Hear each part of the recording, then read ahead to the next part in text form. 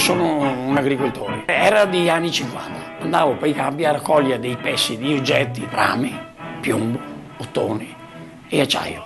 Si andava a vendere. Si cava di tutto si trova e tanta roba si trova. Tipo soprattutto i srappoli, paletti di piombo. Quello erano molto richiesti e si prendevano abbastanza soldi.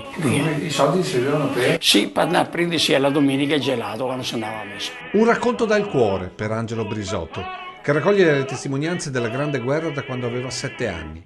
Da bambino per il golosesso del dì di festa, da grande per rispetto di chi ha combattuto ed è morto lungo il Piave.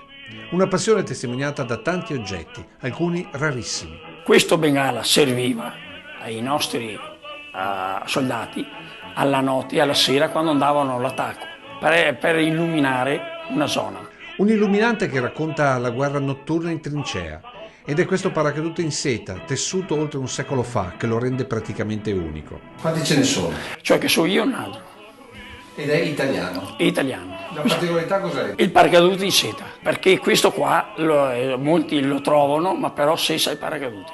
Perché che vale, cioè, è il paracadute in seta.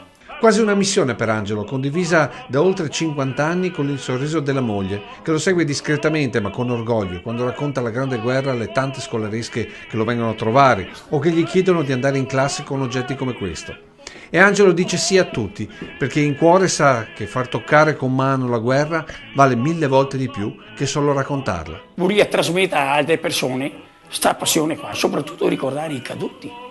I nostri caduti che sono morti, che hanno lasciato il sangue sul Piave, sui cosi, sono morti. Qui c'è da ricordare.